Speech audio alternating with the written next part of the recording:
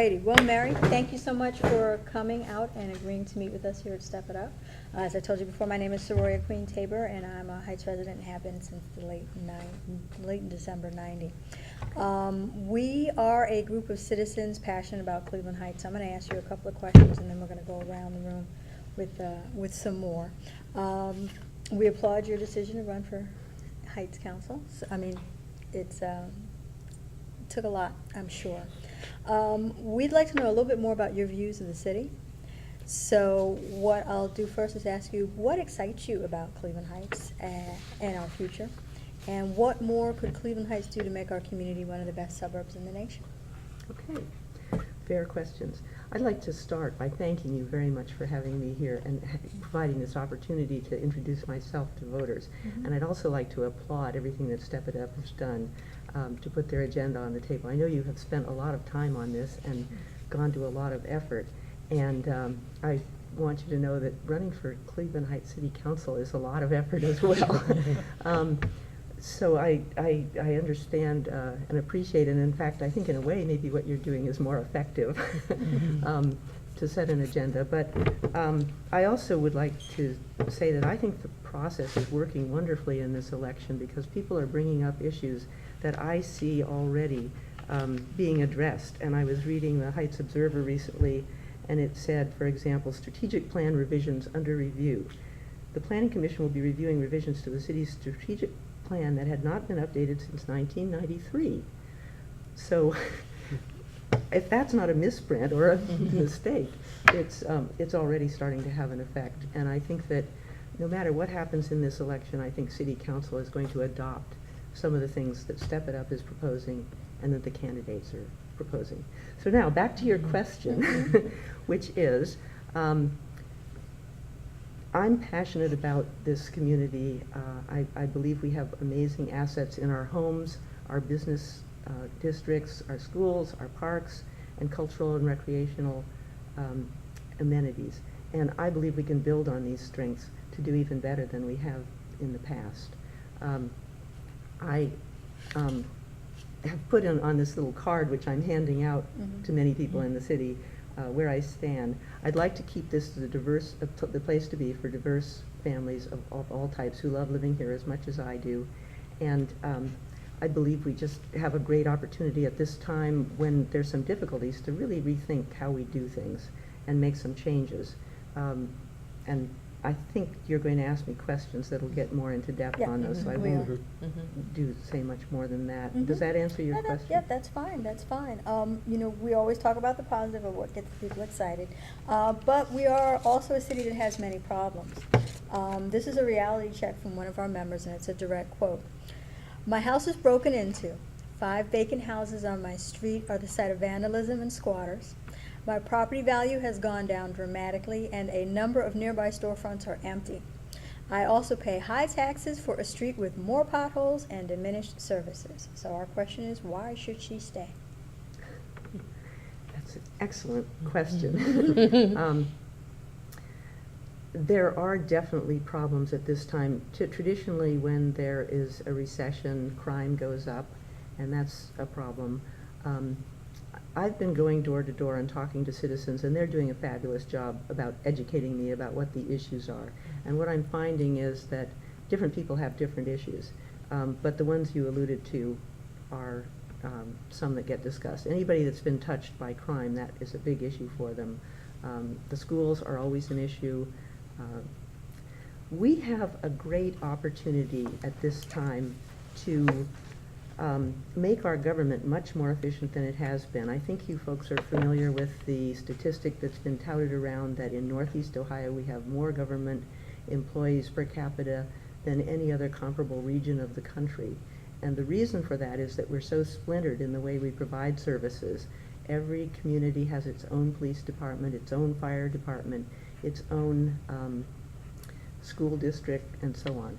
And libraries in some cases. It goes on and on, courts.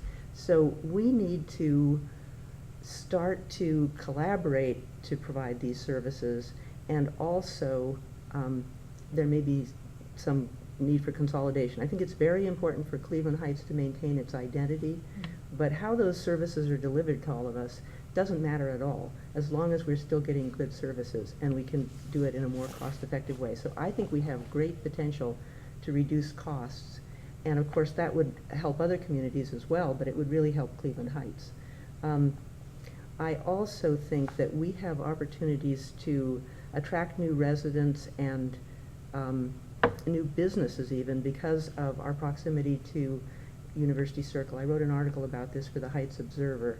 There's a lot of growth plans there. There's companies coming out of the pharmaceutical, what is it, the bioenterprise. And one of those companies is already located to Cleveland Heights.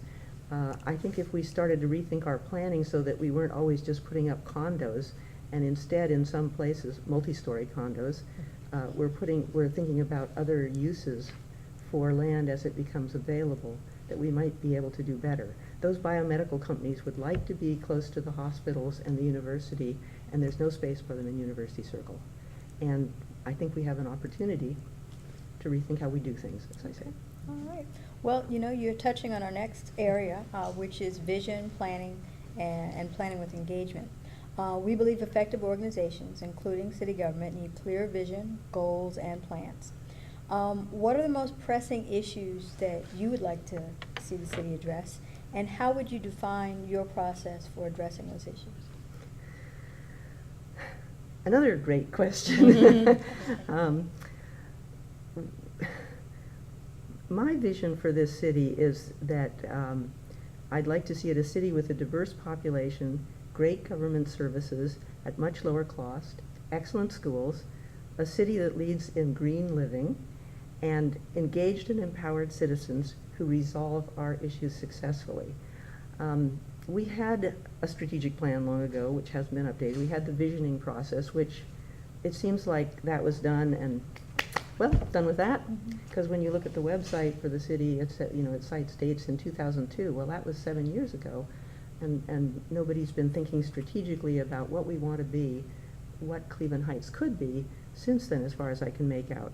I was actually very excited and intrigued by what Mayor Jackson did with the Sustainability Summit, where he brought together a lot of people and got them engaged in thinking about what should the future be for our area. That's a big effort. I don't know quite how we would pull it off, but I would like to at least consider doing something similar for Cleveland Heights, because I honestly feel that the people that are here have the answers to a lot of our problems. We don't control everything about our destiny, but I'm always amazed at how the solutions people come up with. And I think that if we got people together and defined some areas, it would be very helpful. I don't think that what's done should be a top-down thing, Mary Dunbar telling people what to do. And again, as I walk around, people are giving me a wonderful education on what needs to be done. And so I really think it should come from the bottom up, and then we need to have very specific goals and measurable goals and objectives of what we want to do, and plans, action plans to achieve them. And I think we can make a lot of progress if we are just more focused in how we go about things. Okay. Well, you mentioned about the bottom up, so the question would be, what would you do to build community support for any visions and plans that Right. established? Well, as I said, if we had a summit or some process for engaging citizens in making the plans, that would help build support, I believe. And then my background is that I'm a financial expert and a communications expert. And I don't think the city does a particularly good job of communicating. I don't want to be negative. I want to be positive. We could do a much better job of communicating with our citizens, and I think that would help to draw them in.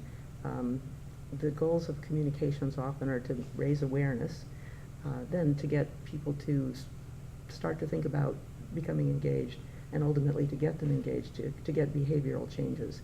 And I don't think I think we could find ways to engage our citizens.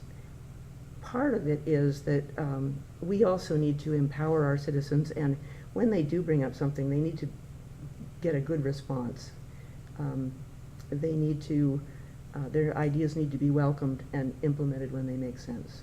And we could do better in that regard.